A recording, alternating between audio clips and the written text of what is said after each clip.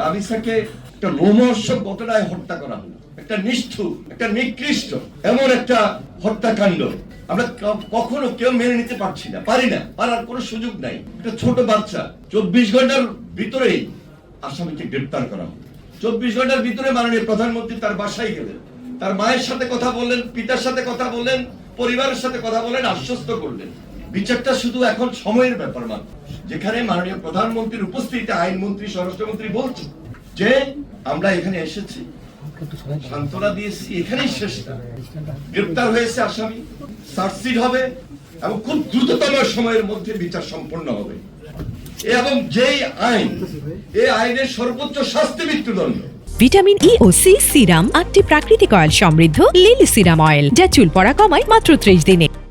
এটা একটা আইনি প্রক্রিয়া, কিন্তু সেই প্রক্রিয়াটাকে বাধাগ্রস্ত করার জন্য যে রাজনৈতিক দলগুলা আজকে কথা বলছেন, এখানেও আমাদেরকে চিন্তা করতে হবে তারা কি সহায়তা করছেন না বাধা দিচ্ছেন, তারা কি সরকারকে সহায়তা করছেন না বাধা দিচ্ছেন। এটা আমাদেরকে গভীরভাবে চিন্তা করতে হবে। যেদিন আমরা শপথ দিয়েছি তার আগের দিন থেকে আজকে যারা এই ধরনের পরিস্থিতি, গতকালকে সারাদিন আজকে পর্যন্ত কন্টিনিউ একটা মব বলেন, একটা প্রেসার বলেন, এবং তাদের ভাষায় একটা পরিবেশ পরিস্থিতি ক্রিয়েট করা, এটা কি গভর্নমেন্টকে সহযোগিতা করা হলো?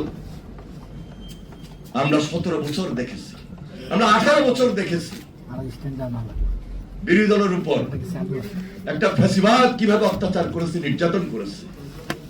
তাহলে সেটা কি আপনারা ভুলে গিয়েছেন? সেটা কি ভুলে যাবেন? দেশটাকে তো করতে দিতে হবে, সহযোগিতা করতে হবে। 3 মাস টাইম, ডে 1 থেকে মাননীয় প্রধানমন্ত্রী কি কাজগুলা করছেন এবং প্রকারান্তে কাজগুলা নিয়ে যেভাবে অর্থ আসে দিচ্ছেন, অসহযোগিতা করছেন এবং বিভিন্ন ভাষায় কথা বলছেন, এটা জাতি প্রত্যাশা করতে পারে না একটা বিরোধী দলের কাছে। আমরা ছাত্র রাজনীতি করেছি, আজকে ছাত্র রাজনীতি করি নাই। 40, 30, 35 বছর আগ থেকে আমরা ছাত্র রাজনীতি করতে করতে আজকে এখানে এসেছি। আমাদের রক্ত, শ্রম, গাম, জেল, অত্যাচার, নির্যাতন। আমাদের মাননীয় প্রধানমন্ত্রী যারা তারেক রহমান নির্বাসিত জীবনে ছিলেন, সেখান থেকে আমাদেরকে গাইড করেছেন, সকল রাজনৈতিক দলকে একত্রিত করেছেন, দেশের মানুষকে একত্রিত করে আজকে এই ধারাবাহিকতা আমরা দেশ পরিচালনা করছি। আমাদের সাবেক মাননীয় প্রধানমন্ত্রী বেগম খালেদা কতটুকু অত্যাচারিত, কতটুকু নির্যাতিত।